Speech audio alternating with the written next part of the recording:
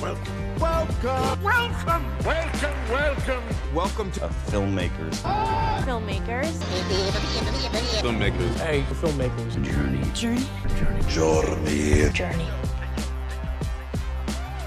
Take your seat.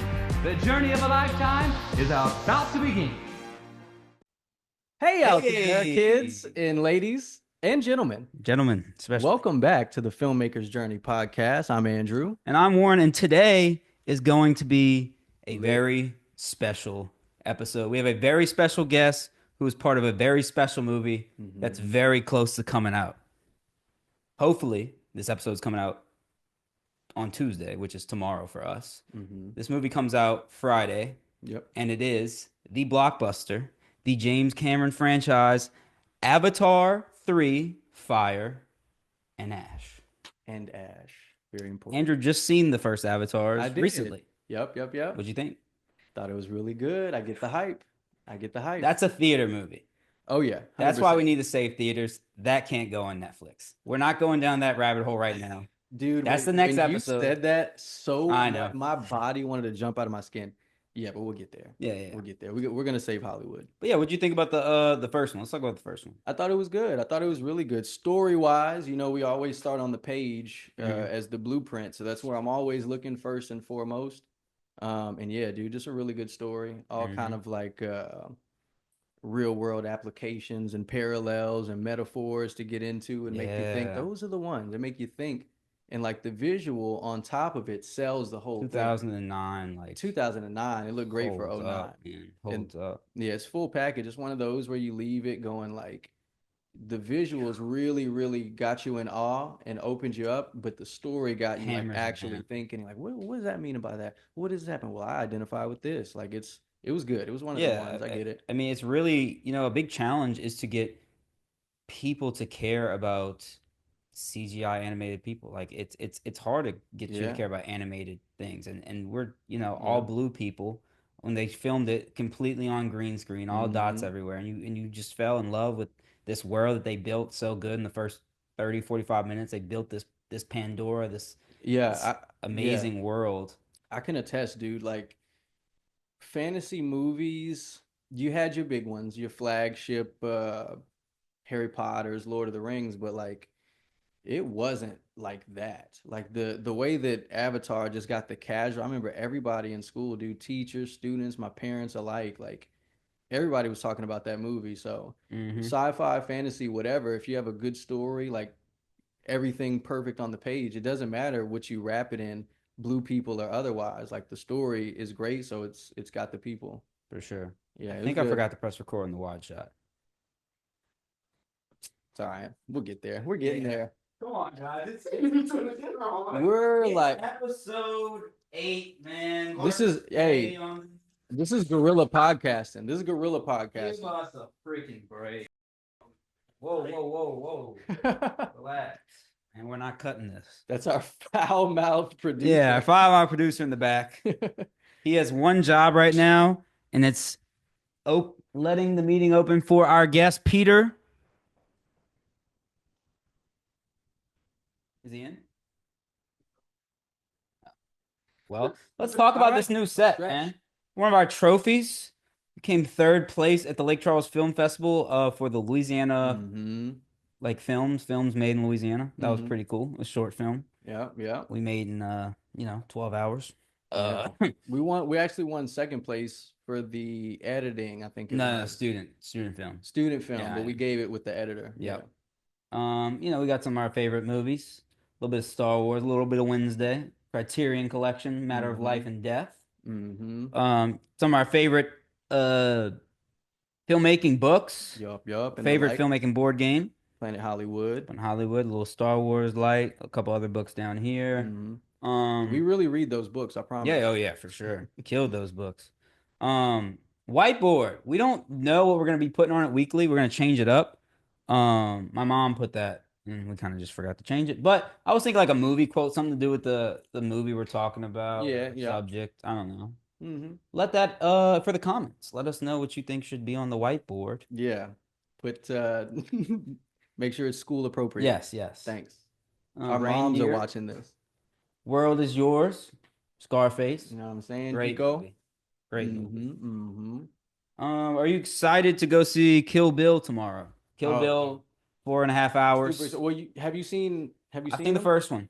You saw the first one, haven't seen the I second haven't seen the second one. I know there's 15 minutes of an animated sequence one. Yeah. that's never been seen before. Yeah, because in the first one it's like a 2 minute animated sequence. Yeah. And it just scoops you up and takes you to a whole nother place for a minute. It's like, okay, this is Cinema. like for real. Cinema. Absolute cinema. Yeah. So I started watching Marty Doc. ooh, how'd you like Oh, that? I love it, man. Marty's I love the it. goat. Marty's the goat. Marty's from the Sicily. hood, for real. Yeah. He's from the Sicilian hood, like in New York. Yeah. You know, he's that guy. He's not he came up. So that's why the stories I think resonate so much because he's always in touch with that base where he's like, "Oh yeah, I know those guys. I remember that His movies always come across relatable, you know. So yeah. Shout out to Marty, dude. What time is it?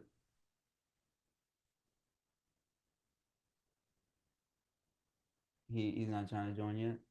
No notifications, participants. Press participants at the bottom. What you about to ask me? Something about Marty. Favorite Marty movie? movie, yeah. Shutter Island by Landslide. Landslide. Yeah. Taxi Driver's good. Wolf of Wall Street. Shutter Island. Aviator. Biggest twist in cinema history is Shutter Island. What about you? Gangs. Oh man, probably. Yeah. Probably. It's interesting because Gangs is like it's like a sister cousin to There Will Be Blood, and the common denominator is Daniel Day-Lewis. He's the guy, dude. He's the guy. He's in both of those. He makes both of those. Shoot, if you had to put those two movies up against each other, I know like popular consensus will probably say There Will Be Blood, but Gangs of New York has a real shot at that title.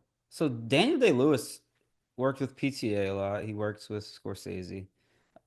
Do you think Daniel Day-Lewis and Quentin Tarantino on a film set would work? No. Why not? I'd love to see it. Mm-hmm. I would love to see that movie. I would, whatever crazy price they hang on the AMC tickets now, double it and I'll pay it. I'll go see the movie, but I don't see the movie happening. No, man. Why do you think that? Alpha Dogs? Visionaries? Yeah. I think they're both too visionary. I think that I could just see where like Daniel Day would want to go hard in one direction and Tarantino say, what the fuck are you talking, man? That's not the way the character goes. And he says, no, that is the way the character, and they just can't reconcile because they're both so strong in their opinion about it. I can imagine Tarantino being a script doctor, which I mean by that as Daniel Day-Lewis would like to improv these lines. He'd like to experiment. He'd like to go this way, that way, that way. I feel like Tarantino's so like he loves his dialogue so much, and he has like this vision that is so like, you know, you can't move a plane 1 degree. It's gonna move it back by 10 minutes. Yeah. I feel like, you know, Daniel Day would start to experiment and like become the character right and go this way, and Tarantino would be like, no, you got to say keep it in this pocket. line beat for beat, and I think that would be the big problem on If set. they could get it together, you know what it would be like? It would be like what could have been with the Brooklyn Nets, those couple of seasons with Kyrie, KD, James Harden, where it's like, I'm telling you, when that first happened, and it was, oh, this team's gonna take it all. I said, yeah, I mean, I get it. They're all the most talented, but like, look at the personalities. It's so huge, you know? So Nothing? Let me check. that's what I think it would be. I think it would be like KD and Harden on the Nets.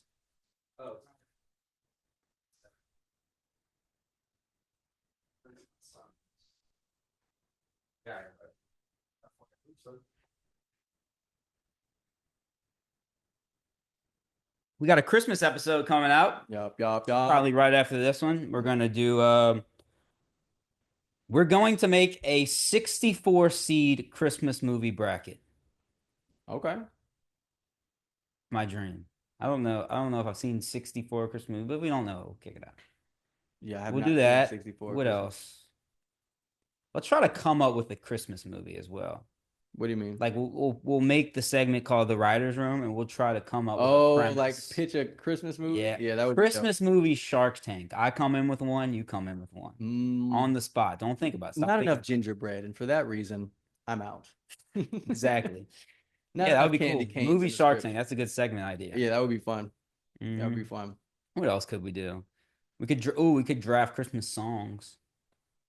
You give your top 5, I give my top 5. Oh, yeah. Songs, Christmas yeah. songs. Yeah, that would be fire. Mm-hmm. That would be fire. Yeah, what else? We just talk Christmas. Just a hard segue. Marty Supreme. Yeah. Wanna Great talk about- marketing. So we talked about this Yeah. off pod. Yeah. Great marketing. Popularity wise. It's getting the word out, but I don't think it's getting the word out. Like it's getting the What do it's you getting mean the by that? envelope out, Mm. but it's not. They're not opening up to see. They're just saying envelope. Like no one knows what Marty Supreme is about. I'm sorry, no one does.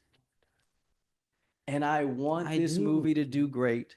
I just bring this up as like an analysis point. We can come back to this and see who was right because I hope that I'm wrong. I want the movie to do great, but I think that they think they're marketing it Yeah. well and By saying it's Timothy Chalamet. yeah, they're marketing It's going to be a Timmy well. spectacle, but Right. no one knows what the No one movie knows the is. story. But I feel like that happens a lot. Point in Not like case. this. Point in case. Mhm. Sinners.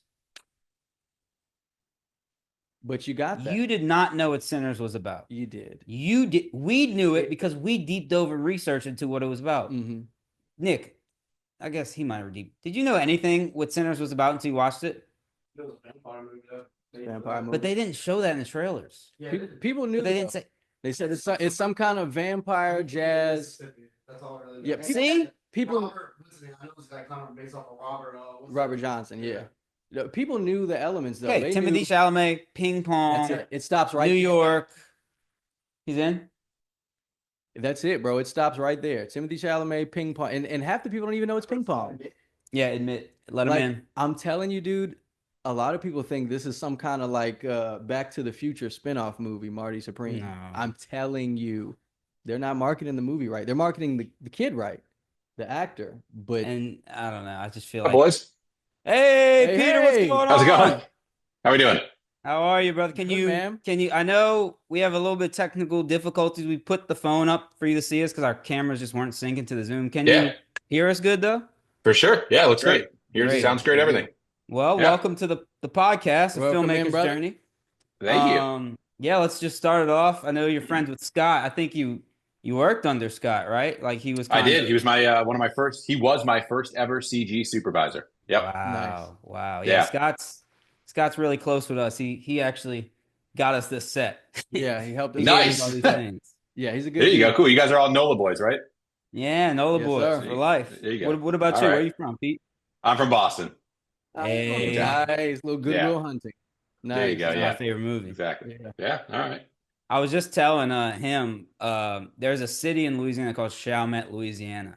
And Yeah. it's for some reason, this is the only city in Louisiana and everyone has like these Boston accents. It's yeah. And my mom is from Chalmette. So one of our buddies was just saying about like he said, if I met a Boston girl, I'm marrying her right now. I was like, you know, that's my mom's accent, right? And my mom's, you know, There's she's little got Tony Shasheries on it. Yeah. But yeah, it's similar. It's very similar. That's funny. Yeah. All you got to do is drop the R and you're there. Yeah. Pretty much. We don't But, pronounce R's. But yeah, man, we just want to know kind of who you are, how you started, how you got Yeah. into movies, childhood, Yeah, for growing sure. up. Yeah, for sure. All Well, first of all, thank you for having me. Appreciate it. Oh, yeah. This is honestly, I've done a lot. I've been doing a lot of like press and panels and interviews, but this is my first podcast. So Let's Hey. go. yeah, We're congratulations. gonna have fun. Yeah, that'll be good. Yeah, man, just born and raised Boston, Massachusetts. Just like your classic New England upbringing, you know, like sports, Boston sports, big sports guy, like football, baseball, basketball, Patriots guy? hockey. Nice. Yeah, huge Pats guy. Of Drake course, May. grew up at the best time I possibly could in the best city for sports at the best Oh, time. y'all had a good Celtics. game. Oh, I had a TV. great run. Yeah, I mean, yeah. Tom Brady was my quarterback from the time I was 12 to 26 or something like that. Wow. So, yeah. Yeah, we were spoiled in a similar way with Drew Brees, so we get it. Yeah, for sure. But y'all are having more Um, luck post Brady. I than know we it are was post- like everybody was all down in the dumps for like 3 or 4 years because of the rebuild, and now all of a sudden we're just like backfiring with Drake May. But Yeah, it's they pretty look great. good. They Yeah, look good, I'm man. pretty spoiled as a sports fan for sure. But yeah, man, just like I'll be like went to one of those classic like New England prep schools for high school that you see. I don't know if you ever seen like School Ties or like any of the back in the day, like Brendan Fraser, those type movies, or Yeah. what was that movie that came out last Christmas with Oh, the Paul Giamatti? The holdovers. Holdovers. Yeah. Great Very, movie. very That's a much great like movie. very much like where I went to high school, basically. So that was Wow. Okay, type dope. upbringing. Yeah, went to college in George Washington in DC for 4 years, and just kind of always knew I wanted to get my ass out to. Am I allowed to swear on this? Oh Yeah, yeah. yeah, yeah. Okay, cool. Sorry, I got a bad mouth. Always knew I wanted to get out to LA, and just like majored in history in college, like whatever. Nice.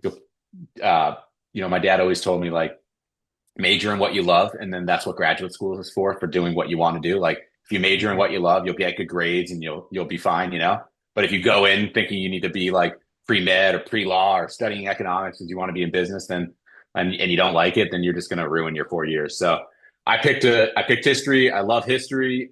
Picked the right city to learn it in DC with everything that's going on there. Wow. Oh yeah.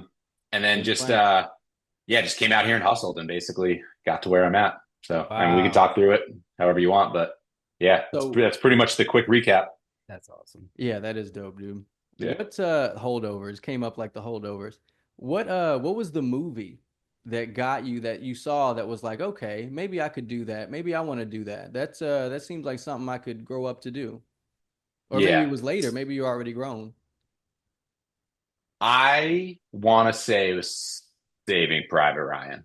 Probably. Ooh, Spielberg. Yeah. Mhm. Yeah. 1999. One of the first R-rated movies I got to see as a kid. And again, like I love history and I love World War II history. That was my focus. That's always been my focus. My grandfather was in World War II. I love all of that stuff. European theater, Asian theater, doesn't matter. And I remember watching that movie.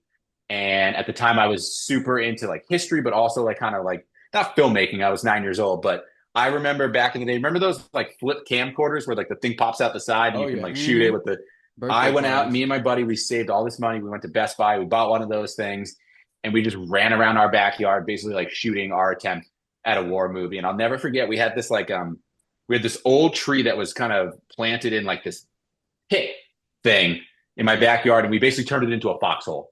Like Whoa. two soldiers in a foxhole, and we basically shot this whole scene in there. And yeah, we just turned I just remember we turned my backyard into like the European front, basically. Or what it felt like. I'm sure if I had that footage today, it would be terrible. But I remember that, and I remember seeing that movie and being like, "Let's go out and shoot this." And we spent like 2 weekends shooting it, and then put a premiere on for our parents and stuff. And yeah, Nice. that was What's, like my first dabble. what was the budget on that thing?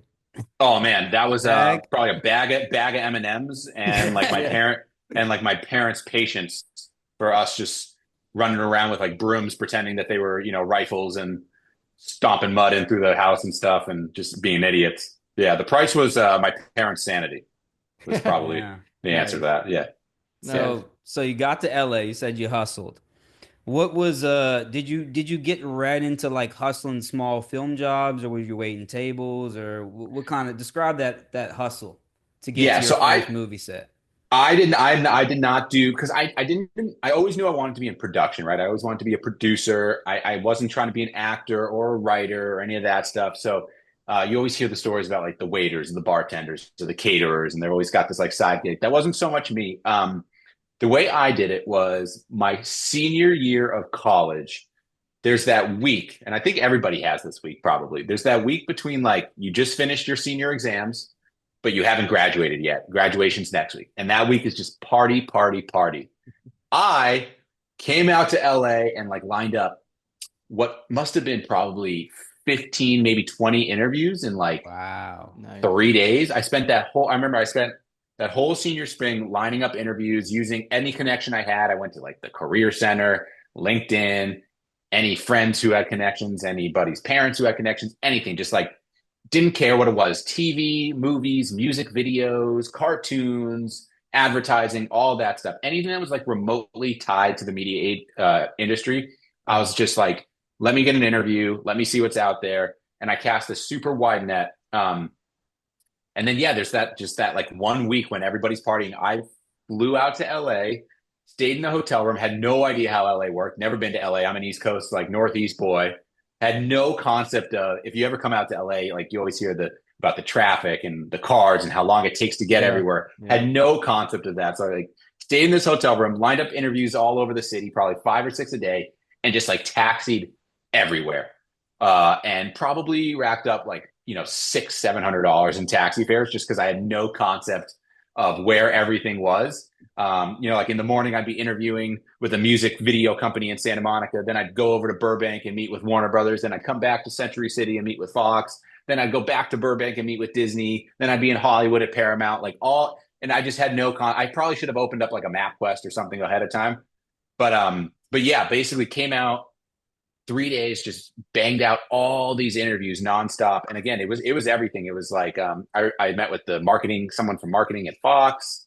I met with like Cartoon Network, Nickelodeon. I interviewed to be a PA on that show Shameless at Warner Brothers with John Wells' company. Probably so many more that I can't even remember. And then my very, very, very last interview was DreamWorks Animation. And when I got on the campus, so there's 2 things about DreamWorks, and you probably talked to Scott and you kind of got the feel.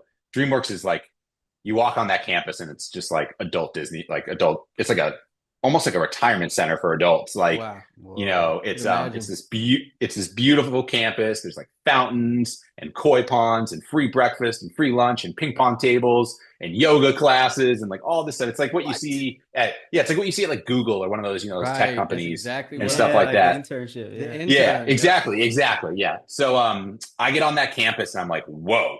And little did I know the joke is you want to end your career at DreamWorks. You don't want to start your career at DreamWorks because you start your career at DreamWorks, you get spoiled by all this amazing stuff. And then you go to like a real production company and you're like, where's my free breakfast? Where are my yoga classes? Where are my massages? Yeah. But I got on there and, I went through the interview process, and I'd say what really was the best thing that I kind of felt about DreamWorks, everything else that I interviewed with was, your standard PA job, getting in for a TV show or a movie. And with all these live action shows and movies, being a PA is like truly just being a gopher. You're getting breakfast, getting lunch, getting waters, driving talent from trailer to set, all this stuff. You have no real role. When you get onto DreamWorks and you start talking to their recruiting team and you start learning what a PA does there, you realize that you have so much more power than your everyday PA on a live action movie. Every movie has all these departments and they feed into this pipeline, and every department has a production supervisor, a production coordinator, and a production assistant. And you hit the ground running there. And I started on this movie Turbo, which was the movie Scott was working on. I love Turbo. I started in. You've seen Turbo? Yeah. I love Turbo. Man. There you go. Yeah. The snail that drove. You get in there. I started in lighting, which was Scott, and it was the very end of the pipeline. And what was best about that was you learn everything from top down. So there's so many different ways to like learn the industry and learn the CG and visual effects pipeline. I have friends who started as, like director's assistants and producers assistants, and they learn that kind of world, like the business side of it, the front end development side, writing, story, boarding, and art and all that. I had the exact opposite end of the spectrum. I was the last department. All the departments fed us. And so you kind of learn everything upstream because you are the last department downstream. And so you quickly like pick up how, the animation department feeds you, and the character effects department, and the special effects, and, the layout, and all these different departments, they all come to you, and you kind of just assemble it and present it in dailies. And you have this role. You have like a meaningful role. You work with 20, 30, 40 artists who know you by name. You work with directors who know you by name. Like if I was starting on a movie for like Spielberg as a PA, like no one's going to know who I am. Right. But different vibe. 6 months into Turbo, I remember like our director, David Soren, would like call me by my name after a daily session. I was like, this is awesome. Guy knows who I am. I'm like 6 months out of college. So that's kind of how it started. And that's kind of how I found my way at DreamWorks. And I'm very happy that I went that route because it's such a great place to learn the CG pipeline.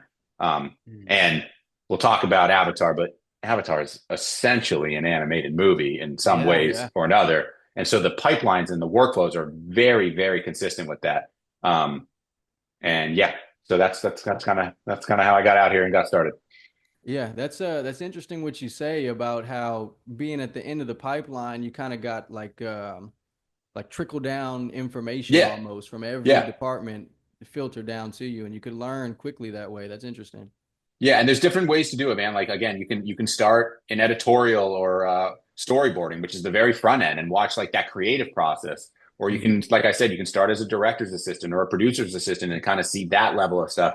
But I felt like just starting where I started was just like the perfect place because I absorb information quickly, and I can like kind of take everything that was upstream for me and bring it in and know how all the pieces fit. And when you start there, it makes it very easy to go to all the different departments. You know, like I've worked in all the different departments at DreamWorks, and that's what makes DreamWorks such a great place to start because you go from movie to movie, department to department, and learn all the different roles and all the different people and how they all just fit into this amazing linear pipeline that just feeds the end of it, which is great. So, yeah. My second semester, my senior year, my last semester, my senior year is coming up, so I'm definitely doing that now. Yeah, you got to come out here, man. Yeah, for sure. I mean, do you want to? Are you trying to be in the industry? Is that? Yeah. Oh yeah. Yeah. For sure. For yeah, sure. I definitely would say you got to come to LA. Yeah, I live in Vegas, so it's like all right. 4-hour drive. Yeah. I go and see Scott almost every weekend. You made that can't- hangover drive before. Yeah. Yeah, I've done that many, many times for sure. I bet. It's creepy. It gets creepy out there at night. Oh yeah. It does, especially at certain hours of the day. Yeah. It's funny. But yeah, like, you got to come. What'd you Go say? for it. No, go for it.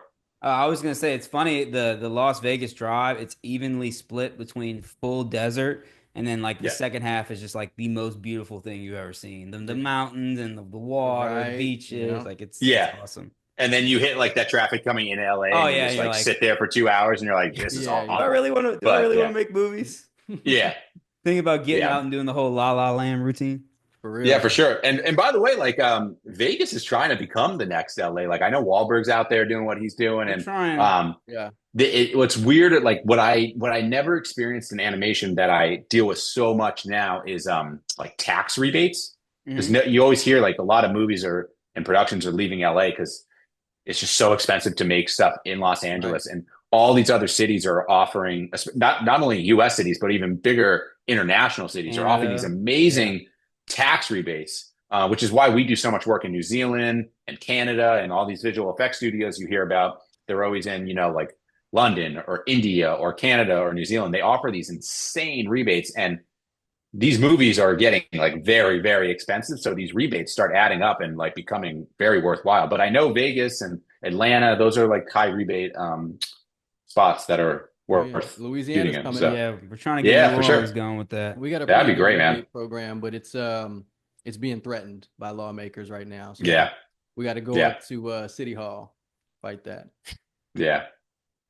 But yeah, you said you started off in DreamWorks. I looked you up, of course. You did Turbo, you did How to Train Your Dragon. Yeah. How did you get that call from James Cameron? And what did that feel like? Yeah. How did your hands shaking when you're on the phone? All right. So the call. So I worked on Avatar 2 and 3. Yeah. So I went DreamWorks, Avatar 2. Then I went to this other animation studio startup and then came back for Avatar 3 Fire and Ash, which is where I'm at. I told you that one of the people I knew early on at DreamWorks was a director and producer's assistant. And she left DreamWorks about a year before me to go work at Avatar. And I don't know how she got that job, but she basically joined there as the visual effects production manager. Did it for a year, liked it. It's an acquired taste working for Jim and working for Avatar. We can get into it, but it's a lot. It's like he's very demanding. All of his lieutenants are very demanding. It's a very high stress job. It demands like absolute excellence, and you work with some incredibly difficult personalities. And especially if you're coming from like a place like DreamWorks, which is very nurture over nature, and you just walk onto the Avatar set, you get hit in the face hard, right? So I don't know what happened with this person, but she essentially left. She said, "Hey, do you want to backfill me?" I said, I just finished my 7th movie at DreamWorks. Started. One of the things about DreamWorks that is so great is you rise very quickly, but then everybody kind of feeds into this clog where you're fighting for one position once you've hit that level. You go PA, you become a coordinator, you become a supervisor, and then everyone starts fighting because every department has those 3, but every movie only has one producer and one production manager. So now you have all these production supervisors who have rose really quickly fighting for this one spot, and you start to plateau. And I started recognizing that, and I wanted to grow, and so I got out of there. Some people kind of just stay and live that plateau, and power to them, but I wanted to keep going. So when I got that offer from her saying, I'm leaving, they need someone like you who, is tough, thick-skinned, isn't afraid to get yelled at, isn't afraid, to how people speak to them, like whatever. I'm known kind of as like a blunt Northeast guy, Yeah, you're an East Sports Coast guy. I'm Patriots walking fan. here. Yeah, exactly. So I was like, yes, get me in there. And so I came in there, and I'll never forget, I met with my producer at the time, whose role I now have on this movie. And I swear to God, his sole goal was to just scare the shit out of me. Almost like I could tell he had so many people come in and leave that he was just like, I can't do this anymore. I'm going to tell him exactly how it is. Right. And if he's scared, he leaves. And if not, we got the guy. And I didn't leave. I was like, that sounds great. Let's do it. And yeah, man, I just like hit the ground running. And like I said, a lot of people come to Avatar having worked in, tons of other visual effects movies, and they have all these preconceived notions of how visual effects should work.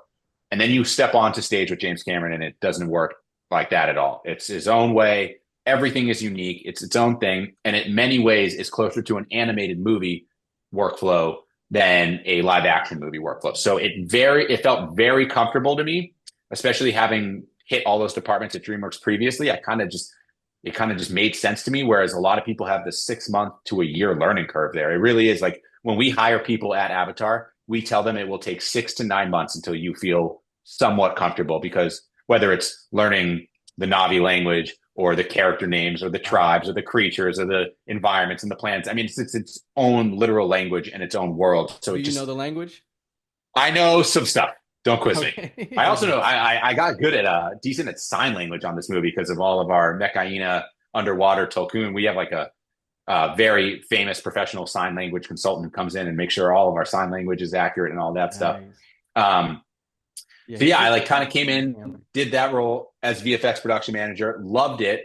And then as we came to an end, I was reached out to by a new animation startup. It was actually being started up by my old producer from How to Train Your Dragon, and he's a very famous animation producer. His name's Brad Lewis. He did How to Train Your Dragon. He did Ratatouille. He did Cars. He was like a big name at Pixar. And so I thought I was going to plateau at Avatar, and I'm always trying to keep growing. So I was like, okay, let's pop over there and take another elevated job.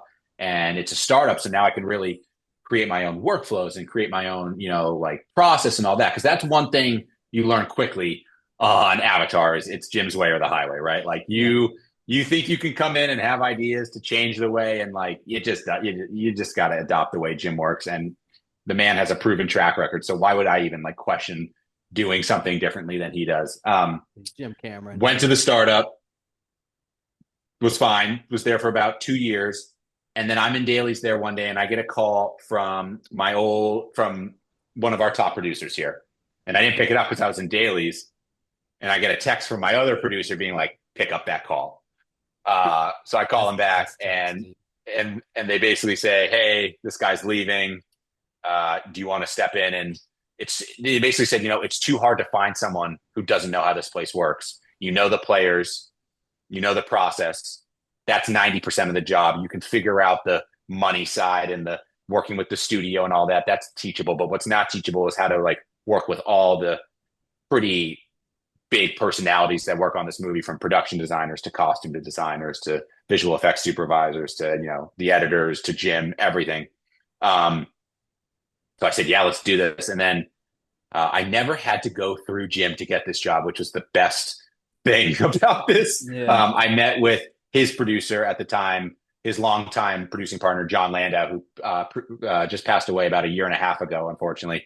But he had been with Jim since True Lies, and he did Titanic, and he'd done all the Avatars, and he's just a legend in the industry. And but he's very intimidating, and he can be very tough, but he's also such a sweet, nice guy. And he basically got on the phone with me and was like, let's do it. And I said, John, I got to tell you, like, I know how to do this, this, and that, but I don't know how to like manage a $200 million budget. I don't know how to work with like, that was the other thing. We had been Fox for all these years. And then during that time is when Disney bought Fox. So now all of a sudden we're part of the Mouse House. And that was a huge transition for us. Like Fox was kind of a more cool, fun studio, and Disney's known for being a little more corporate and buttoned up, and company. like there's it's like that scene in Ford versus Ferrari where he's about to get fired and he's like, Yes. I watched that envelope pass through 30 hands of people before it got to you. That's like Disney. It just so many different presidents and vice presidents and departments. So I was like super intimidated about working with them. And John was like, dude, that's all teachable. And I'm here to help you. And we have other people here to help you. What's not teachable is how to work with the production designers and the costume designers and the visual effects studios. And he's like, you got that. And everything else can be learned. So that was great. And then basically a month into starting that gig, we had what we call a retreat, which is really like hey, let's all get together, talk about everything that went wrong and right on the old movie and how we're going to fix this for 3. And I walk into this room at this hotel and it's like 20 people and I'm one of the 20 people. And it's this U-shaped, like kind of Knights of the Round table. And Jim's like right there in the middle and we're off on the wings. And we all had to do like a whole 2-hour like presentation to Jim. And I remember Jim came up to me after and like was super impressed and super nice. And that was my first time like really interacting with Jim. I dealt with him on 2, but now that you're like part of that producer inner circle, you start becoming visible on his radar, which isn't always great. It's kind of nice to fly under the radar with Jim sometimes. So I was super intimidated, but he was great and he's always been great. And we can talk about this more, but Jim, everything you see and hear is true. Like he's got this insane, like he's one of those people I'm like has an aura about him. Like he steps onto stage and like I'll be on stage with Zoe Saldana and Sam Worthington and Kate Winslet, and they're all so friendly and like it's almost as if they're family because they've been on these movies for so long. Right. But when Jim steps on stage, like everything goes quiet. Like you can hear a pen drop. And there's just like this insane tension of I hate to make this comparison, but it's almost like being a super tier 1, like Navy SEAL Team 6 operator. Like the standard is perfection. He expects perfection out of himself and everyone below him. And if it's not, you're just going to keep doing it until it is perfect.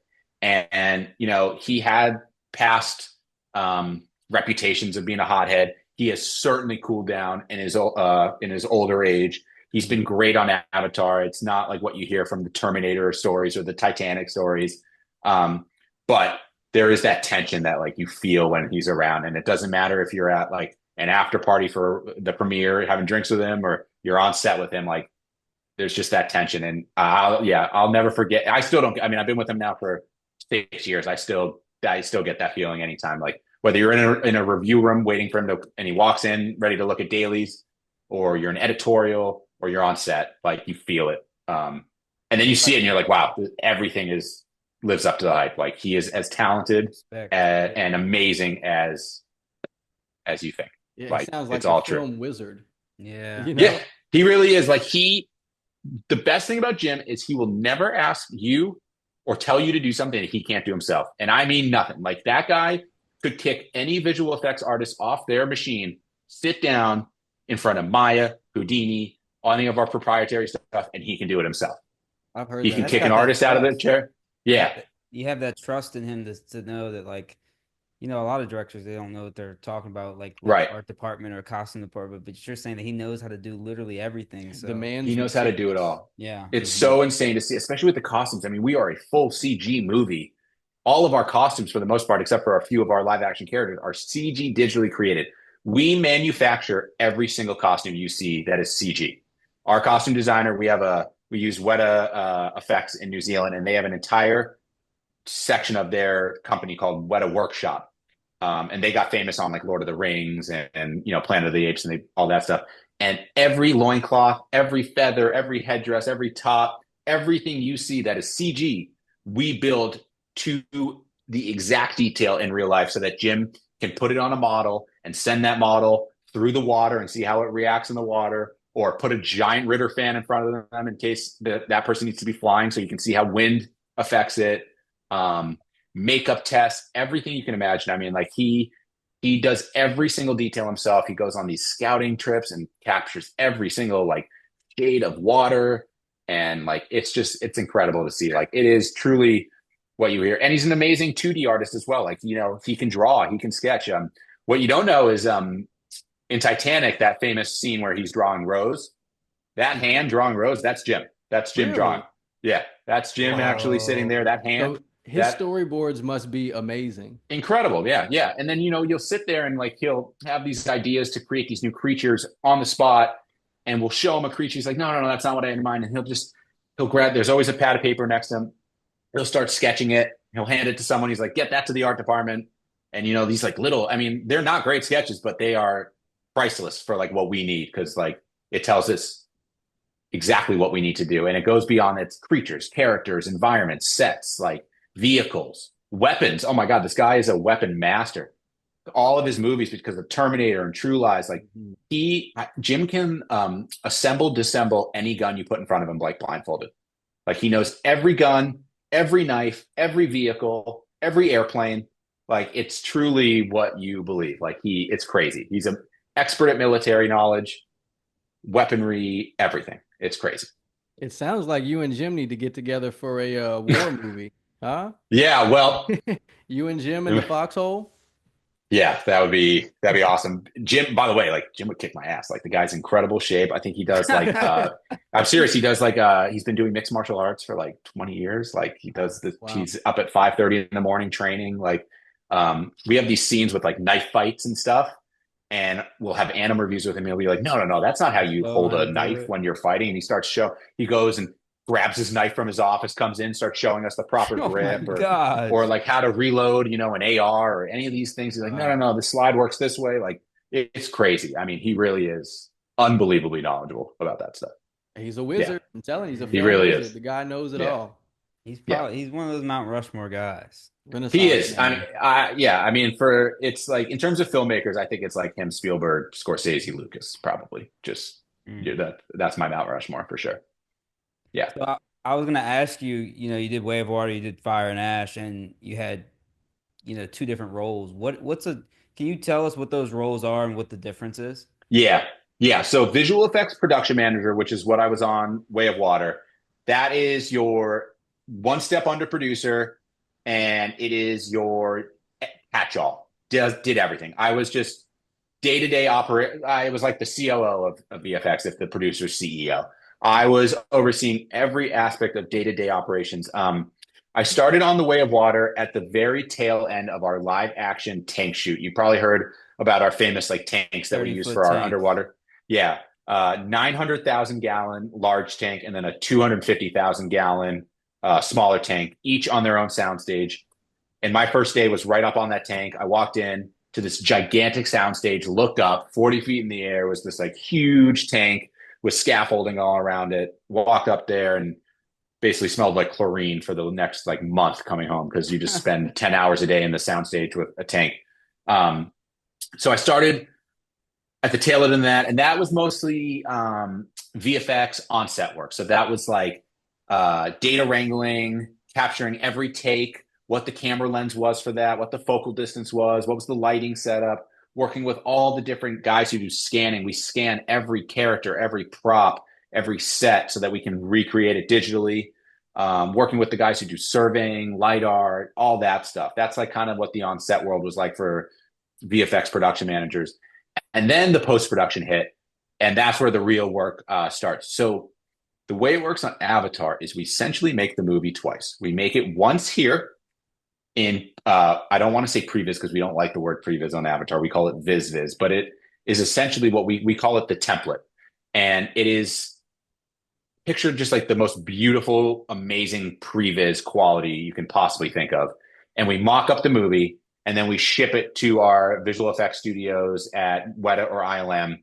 And they take that and they just essentially bring it to life with proper motion, proper facial animation, and proper lighting, and all the, you know, bells and whistles that make Avatar what it is. So We have 4,000 shots in our movies. Our movies are like 3 hours long. Every single one of those shots gets a template. It gets reviewed by the visual effects supervisor, and and that's where it starts feeling like an animated movie, right? So, like, what do you got to do to start the scene? You need an environment. All right, now you're with the art department, and you have we have 2 production designers. One is in charge of organics and like the world that is Avatars and Pandora. So, like trees and floral and all the creatures and all the humans and anything that's like living. And then we have another production designer who's in charge of what we call hard surfaces, and he's in charge of all the sci-fi aspects of Pandora. So the vehicles, the guns, all that crazy cool technology, that's him. So depending on what the scene is, you're working with a different production designer. You're setting up that environment. They're art directing it. You're in there every day with them for dailies, doing notes, making sure things get addressed. Now you're also working with the costume designer to make sure all the proper costumes are on all the thousands of different characters, and the amount of continuity that we have to track to make sure, this character's working, has an armband on their arm, but they get shot. And so now you need blood on that armband. And now that blood needs to stay on that armband for the next 2 hours of the movie. So you have to like track that variant and all. It's all this like very fine, minute level of like asset tracking, from environments to costumes to everything in between. And that all leads up to what we call a turnover, which is when we feel like the shot and the scene is in a good enough place to pass it to our VFX vendor to bring that sucker to life. And so we have reviews every day with our visual effects supervisor on this side, and our editorial department, and our production designers, and our costume designers. And all of them are very strong personalities. All of them have opinions. All of them have notes. It takes part of the reason these movies take a while to get made. It's like, we have to make it perfect, and we're not even making it. Like, we're making the previs essentially for it, that we then give to the visual effects studio, and then the visual effects studio has to do it all again to an even higher level of fidelity. And so once it's turned over, now I'm working with those studios on animation reviews and lighting reviews and gym reviews and costume reviews and art reviews and all these things. So you basically do it twice. You make it once rough, you get it to where it needs to be, and they bring it to life, and now you're doing it all again, essentially. So that's production management. And I was very good at that because it felt very similar to the DreamWorks animation world. Producer is now you're like, I kind of call it like an air traffic controller. There's just so many things like flying around and different departments that need different things. You're just kind of constantly directing traffic and making sure everybody knows what needs to be done and where it needs to go and all this stuff.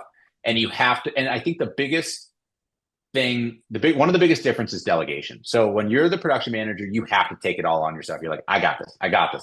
I'll take it on. I'll do it. And you're just grinding. As a producer, you have to trust that you have a team that can do it for you. So you have your production manager, you have your coordinators, you have your PA. You know, all the other departments have those things too, like the art department. And you need to just bring in these, like, it's just fire drill after fire drill, emergency after emergency on Avatar, right? So you got to you basically wake up, you have no idea what the hell is going to happen in the day. And then you start just fielding fires, and you just send them to where they need to go. You got to be, who's the old Boston Celtics coach, many, many years? Red Auerbach. Yeah. Red Auerbach. Auerbach or whatever. Yeah, Red Auerbach. Yeah. You got to be that guy. You got to coordinate the team. You got it. I wish I had like 8 arms sometimes, like just being like, go here, go there. You're just constantly working. You're working with so many different departments: editorial, costumes, art, motion edit, on-set teams, visual effects. It's crazy. And you just have to be like super organized. You have to be okay with a million things happening at once. And then the other element of being a producer that I kind of alluded to earlier was you're now not only working with the filmmakers, now you're working with the studio. The suit. And there's, I have like 3 bosses. I have my visual effects supervisor. I have Jim and his producer, like our filmmakers. And then I have my studio boss. And you have to answer to all of them. And they're all different personalities, and they all want different things. Like the filmmakers don't care about the money. Jim's like, I don't care what it costs. We're going to do it. And our VFX supervisor is like, I don't care what this note or how long it takes. If it puts us behind schedule, this is going to make the movie better. I want it hit. It's your job to figure out how to make it not go late or not cost too much money. The studio is obsessed with that stuff. Yeah. They want to know every dollar, where every dollar is spent. Yeah. Yeah. Yeah. They just want to always know, like, why is this taking so long? Why does this cost so much money? And by the way, like, Jim has Disney wrapped around his finger. Like, I am very lucky to work for Jim and Avatar because from what I hear, we have it a lot easier than most movies. Most movies are heavily micromanaged and scrutinized, and they're really overseeing every scene that gets turned over and how much it costs. And Jim has kind of earned the blank check mentality. Like, you're going to give me what you need resource wise, financially. You're going to trust that this film is going to be right because I have proven it. 3 back-to-back movies, rare. $1 billion. Yeah, exactly. And you're not going to give me notes. Not The studio's rare. not going to give Jim notes. Do you think that Jim has the most carte blanche of any director? Yes. Yes. I think so. I do. Yeah. No one's I mean, ever done that before. I certainly for a director that has to have their movie distributed by a major studio. Yeah. Absolutely. Now there are some directors who have their own distribution and studios, and maybe that's easier. But everybody, yeah, without a doubt, Jim like has pure carte blanche, and he's earned it, and they know it, and it's definitely well earned and deserved. Yeah, gotta trust Jim. He's the man. I want to know, like, between the first Avatar and the second Avatar, it's such a big gap, right? It's like, I don't know, 12 years or something like that, over 12 years. How long were you on each project? Like, how long did each project take? Because, I mean, I don't know, usually movies take are they 9 usually 10 months, but I is mean, it usually longer? A James So Cameron long. movie, I imagine. So long. Yeah. So your standard, like if I was just wanted to like bounce from movie to movie as a visual effects producer, your standard kind of schedule is, all right, we're going to go shoot for anything from, let's say like 3 to 10 months. Come back 3 to 4 months of post, done. Maybe 18 months max. You get your credit, you're on to the next one. Avatar is like 5 years per movie. Now, I will say, we came out in 2009 with the original one. I did not work on that. And then Way of Water was delayed for, COVID happened. So that delayed it, and a few other things. But the short answer for the gap between 1 and 2 was technology. Jim, like, they blew people away with 1, all this cutting edge technology, but there was so much still to be done. Especially with water. What we did with water on 2 was incredible. How to figure out how to capture performance, do performance capture. You guys know it as motion capture. We call it performance capture because Jim is like very focused on the performance. He doesn't care about the motion. It's the performance. Mm-hmm. Yeah. How do you do performance capture in a 900,000 water tank? And how do you get like our infrared cameras to read our reflective markers and all that? That took years of development and technology.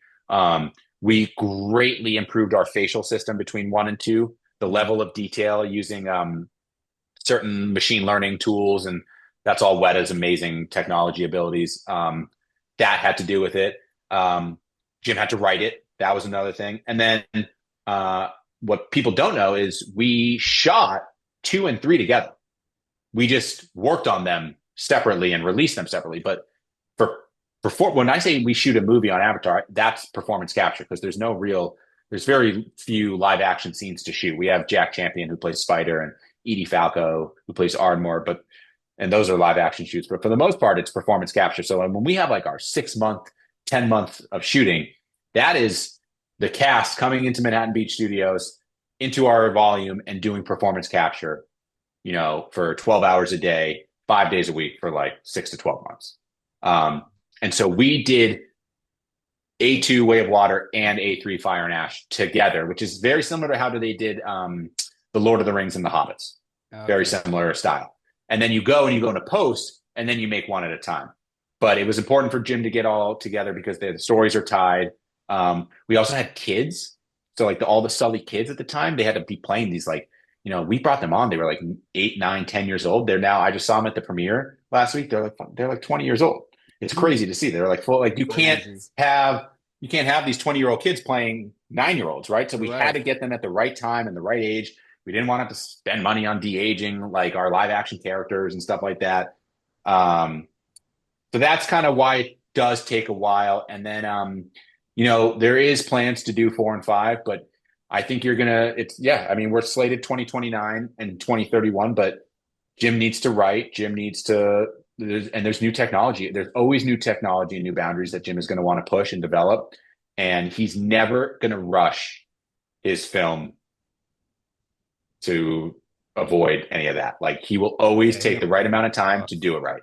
You don't count the and cost. Yeah, I remember we were on set with our stunt our second unit director and our stunt coordinator, Garrett Warren, who's the man, by the way, super famous stunt coordinator in the industry. And we were so behind schedule, and he went up to Jim and he was like, "Jim, do you ever like get tired of just being behind schedule?" And Jim was like, and Jim said something like, do you think the $2.5 billion in the box office care if you were behind schedule? Like, like when you're making $3 billion, is there like a little section that says, "Oh, but it was behind schedule"? No, you made $3 billion. Who cares?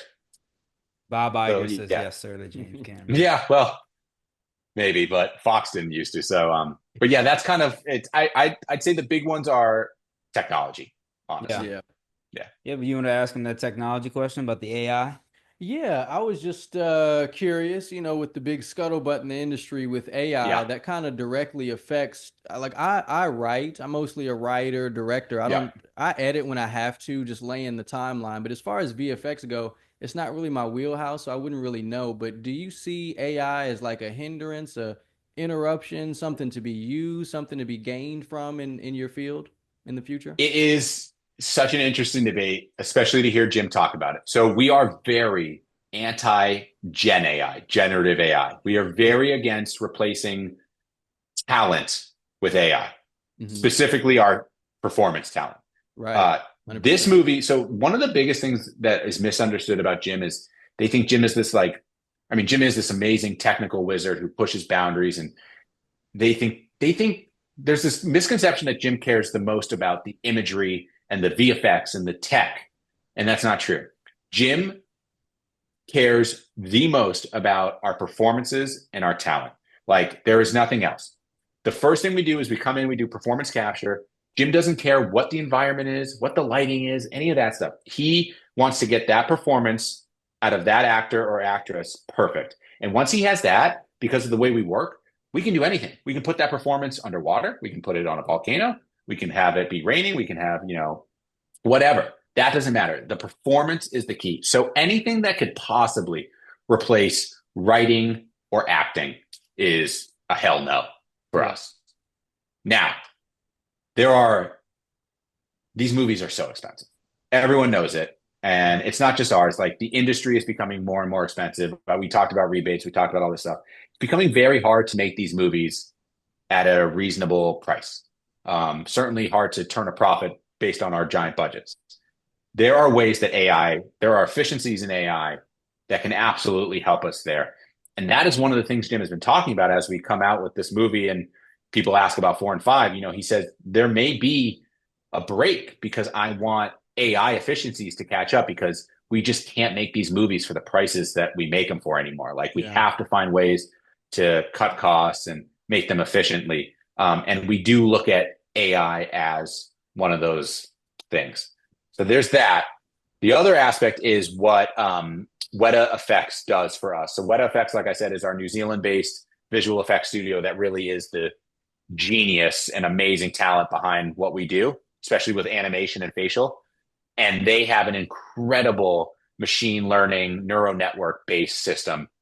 And we now have 3 Avatar movies. So you take those movies are long, right? They're almost 3 hours each, if not more.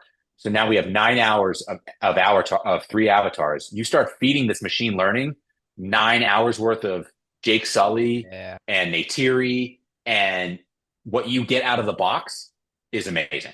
It knows it already. We used to spend time like keyframe animating facial poses and all these other things. That has gone down so much. Pretty much what the actor does is what you're going to see on screen, and that's due to the amazing machine learning neural network systems that Weta has developed through AI. So there's that. So it's like we hate it, but we love it. We need it, but we don't want it. So, but we are generative AI is we don't want. Yeah, I see it as just like another kind of revolutionary step in the same way that CG was in probably like the 80s, where a lot of people were saying this is going to take jobs from practical effects artists and the thing, but it all kind of caught up with itself and you learn how to use it in a practical way, in a sensible way that just enhances the art at the end of the day. Yeah. Yeah, that's exactly true. And we will never replace, we can never and will never replace what the artists do Right. on our side or at Weta with facial animation, body effects. Like, I mean, it's just like incredible what these guys do. We have an army of people over there in New Zealand doing like some of the highest quality work, and they get recognized at the VES Awards and the Oscars and the BAFTAs, and rightfully so. And I don't think there's any aspect of AI that can ever do what these guys do, to be honest. No, it Yeah. can't replicate that whatever that magic is Heart, in the us. soul. Yeah, that Yeah. thing that makes us human. It's It yeah. is also what makes good movies. It's that relatability, that is a little bit of magic, and Yeah. machines just don't have it. They will never. Yeah, have and it. Jim would tell you that soul is the performance. Like the soul of our films is the performance that comes from our actors. Like watching him work with the talent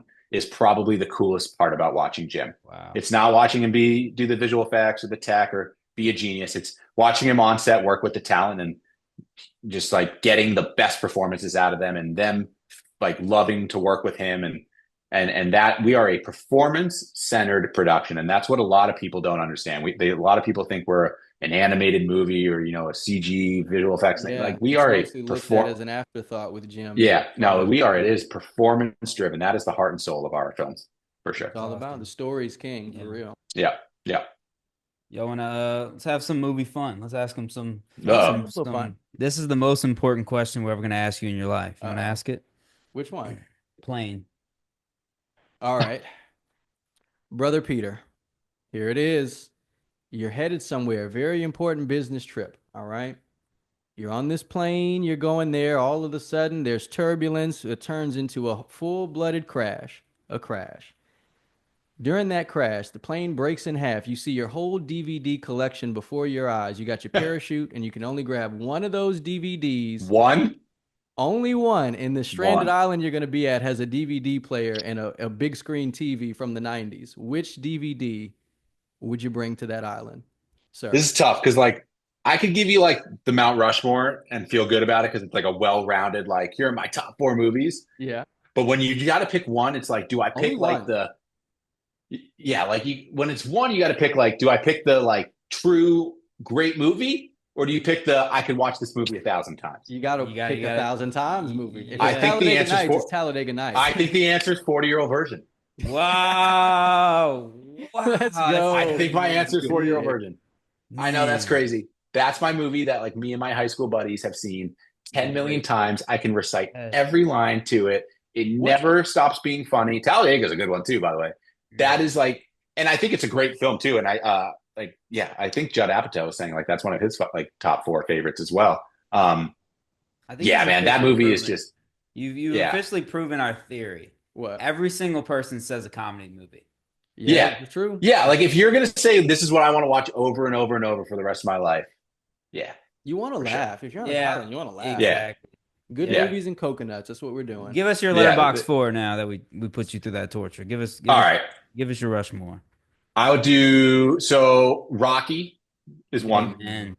Rocky, not just because of like the movie itself, but because of like the story of what Sylvester Stallone went through to make that film. Oh, And if yeah. you don't know that story, like it's worth Sly's a great reading job. about it. It's incredible what he did to make that film. Goodfellas for sure. Nice. Marty. Gangs of New York. Oh God, we were Martin just Talk talking about Scorsese. about that. that. I Watch our fucking- episode. that is, You'll hear some. dude, that's my favorite Scorsese movie, and I know that's a hot take because there's some good ones, but God, I love that movie. Goddamn. And again, I'm like not I'm a gonna fight history. you on that. Yeah, and I'm a history guy, right? So like the history aspect of that too, like kind of just in, like immigration, early 19th century America, Yes. like all that. They got So New great. York at that time so right. Yeah. Yeah. Yeah. And yeah, I mean, we talked about 40 Virgin. I won't say 40 Virgin. I'll give you Shawshank. How about Shawshank? Yeah. Great movie. Shawshank. That's a good one. Goodfellas, Rocky, Shawshank, Gangs of New York. There's my 4. Yeah, I don't think Feel good anybody about would be mad at that list. That's a good list. Yeah, I feel good about that list.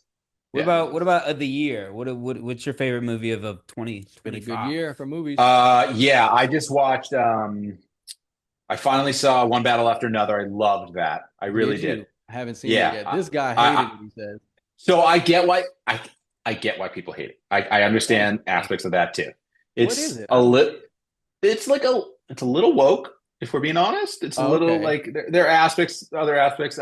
Yeah, people are getting sick of that. I didn't. That's not what I didn't like. What was your opinion on it? Tedious. I just thought it was Yeah, I get that. tedious, a little But that was the long. point, right? It was like one battle after another. It was like this guy just right when he thinks he's done with one thing, it's the next thing and the next thing. Like that is the premise of it. I thought the supporting actors in that movie were phenomenal. Yes. I thought his daughter was great. I thought Sean Penn was amazing. I thought Benicio was great. Kills it, bro.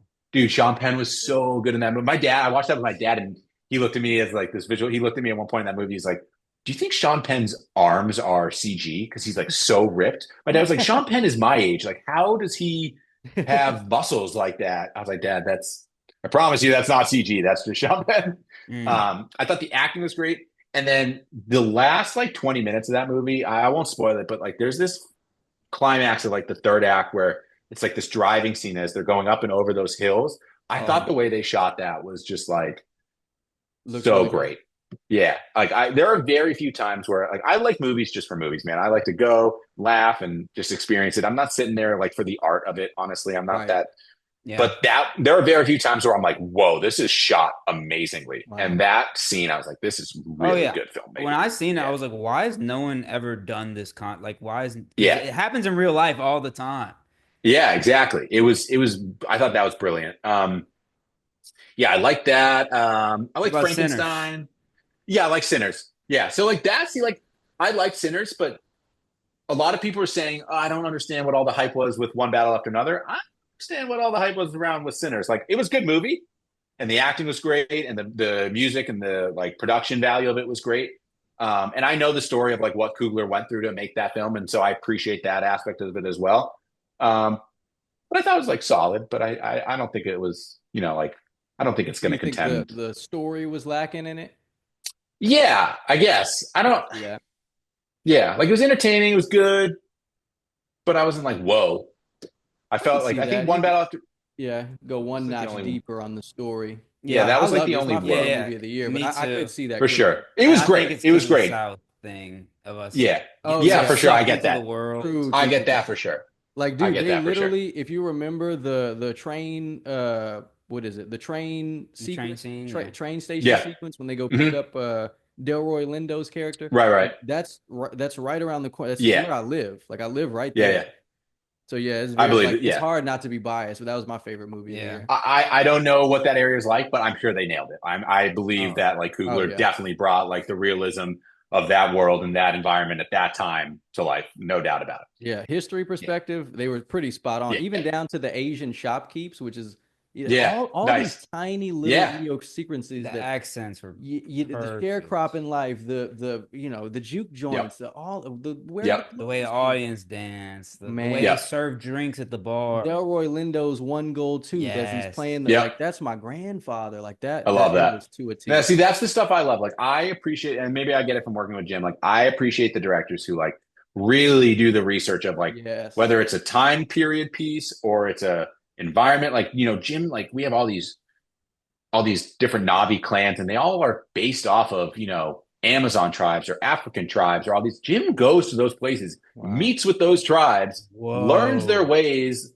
takes reference photos and videos and like executes it. I mean, like we have this new Herzog in him for sure. Yeah, I mean, we have this new clan, the Ash clan, and I mean they are based off of these African tribes that wear that like ash body paint and stuff, and Jim spent time with those tribes and really like learned what they eat and how they work. Like it was like I appreciate filmmakers who go that level to execute stuff like that. Yeah, for sure. As a history guy, let me ask on the history front, what was your specialty? Like what world history, American history, European? World War II American history is my jam for sure.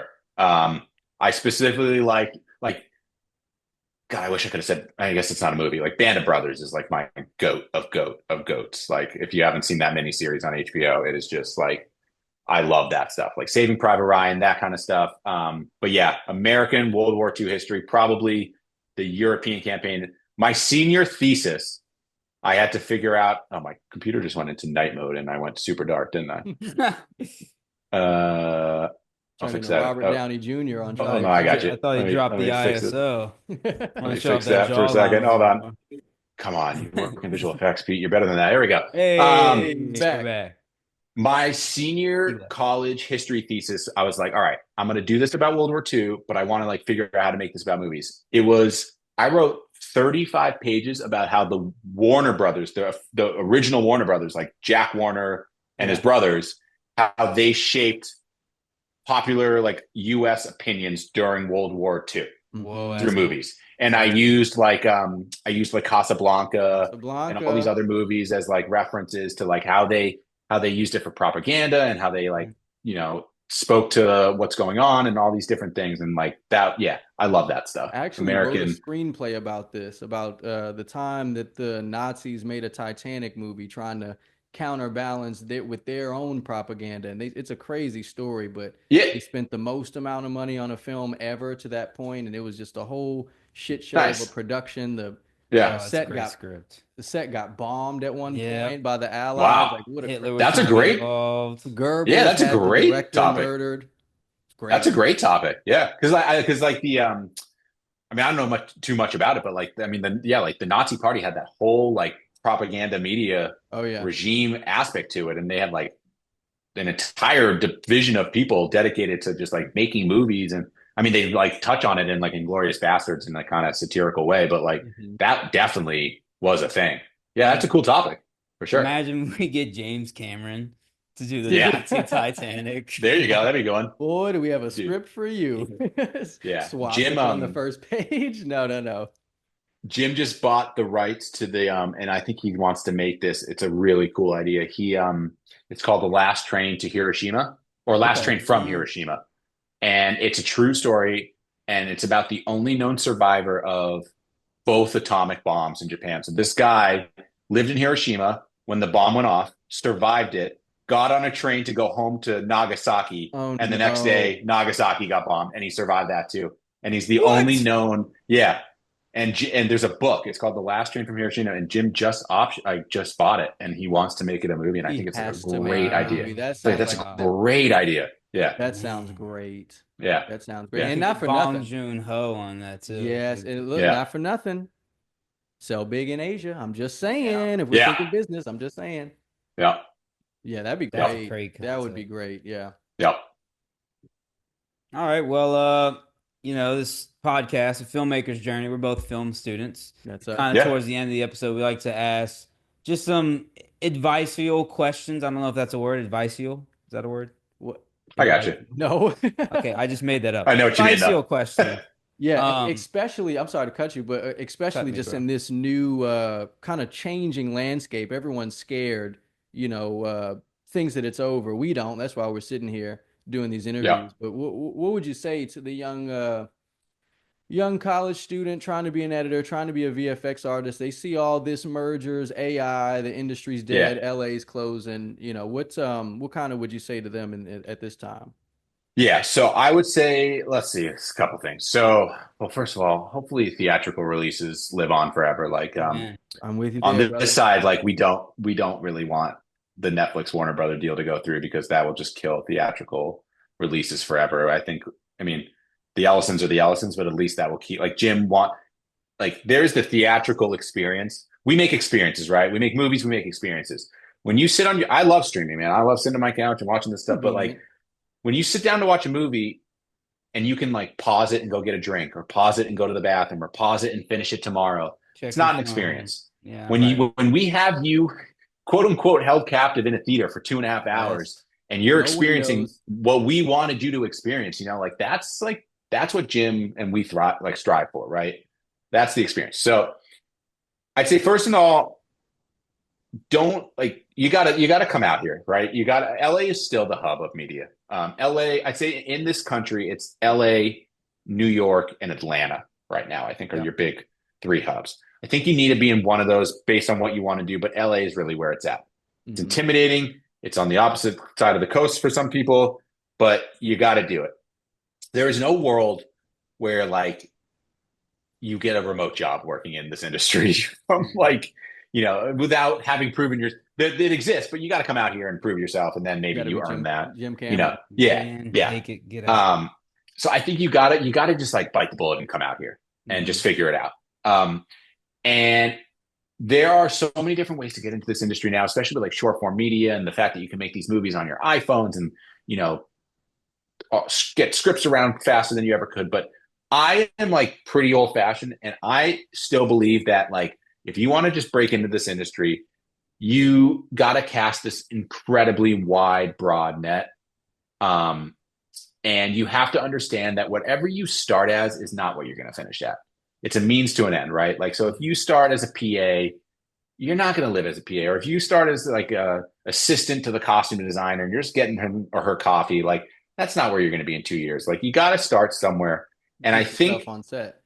Yeah, you got it. That's what I'm basically saying. Like I think the key to that is quantity, not quality. I think you cannot like try to get that perfect fit at that perfect job, at that perfect movie, at that perfect time. You got to hammer.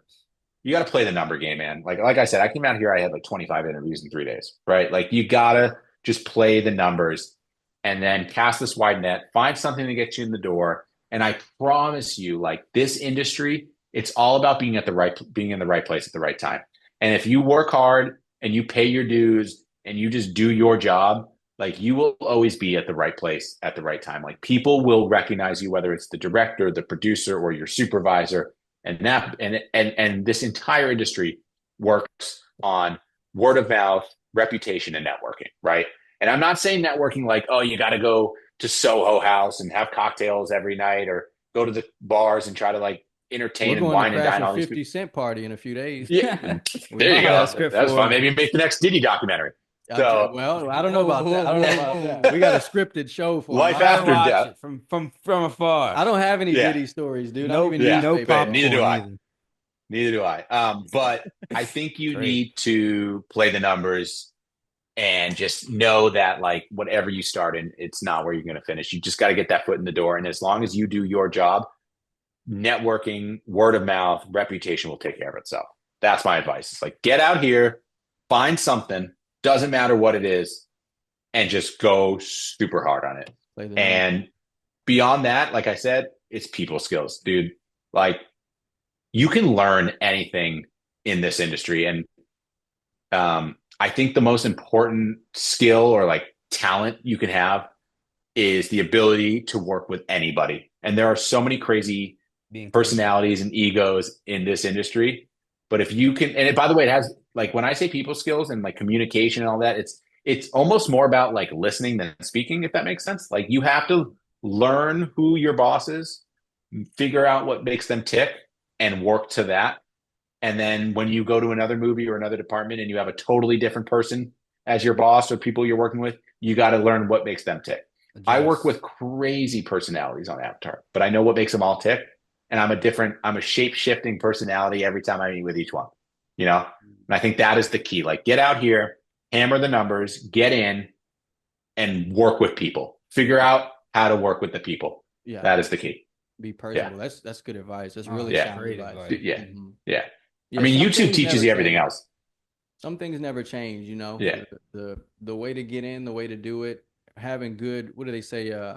Manners will, what is it? Talent will get you there, but manners will keep you there. Yeah. Mm-hmm. There you go. Great saying. Yeah. Yeah. I mean, dude, like YouTube is for everything else. You want to learn how camera lensing works or how editing works or how to use Avid or how to screenwrite. Take an online course. And Twitter State. Yeah, YouTube University is the best, man. And like again, there's film school. Like by all means, you want to be creative and do all that stuff.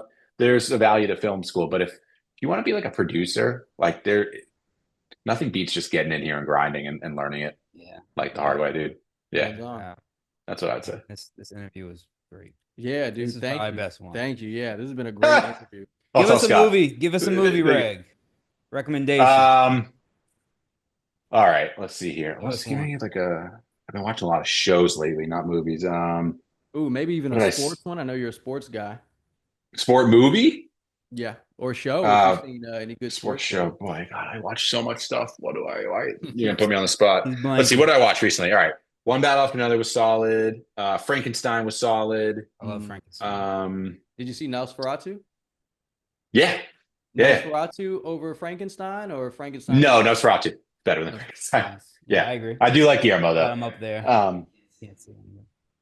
My favorite, like, God, what are my favorite shows of the year? My favorite show of the year was I love The Penguin. Do you guys watch The Penguin? Oh, that's we On gotta each- watch that. Okay, Yeah. Oh that's my next on our God, list.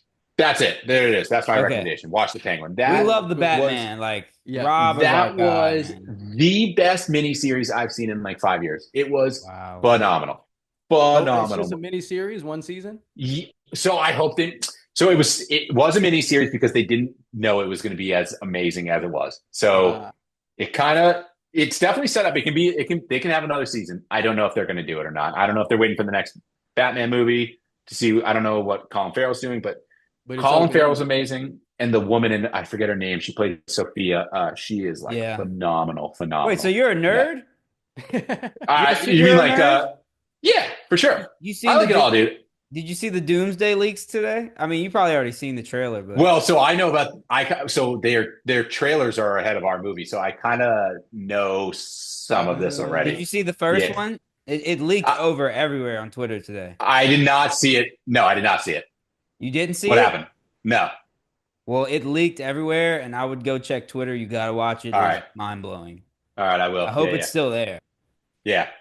The way I'll you're check it out. smiling, I feel like you already seen it. I mean, I know certain things, and I don't want to say it because like Smart. there's one thing that's been like hammered home to me working on Avatar is shut the fuck up. Like, Yeah. keep your NDA. I can Don't spill imagine. secrets. Like all that stuff. So Oh yeah, there's that things reminds I me. I know. meant to ask you, how does the film end again? The new Yeah, one? exactly right. Yeah. I got you. You have to go see him. Anything to get say something crazy, anything to get James to watch this. Yeah, know, go right? go He's pay in the go pay comment section, $38. Take this down, guys. But he'll get mad and see that, but then he'll say, oh, "Wait a minute, Nazi Titanic though. What were they talking about?" Yeah, That was not a bad idea. interesting. Dude, Jim has some. Penguin. Yeah, Penguin, watch yeah, it. we Yeah, definitely gotta Penguin. watch it. Penguin was great. That's my rec. I don't know. I probably have some movies that I saw that were great recently, but Penguin was the last thing I saw in the last year that was just like, holy shit, that was phenomenal. Like Cool. top notch, phenomenal.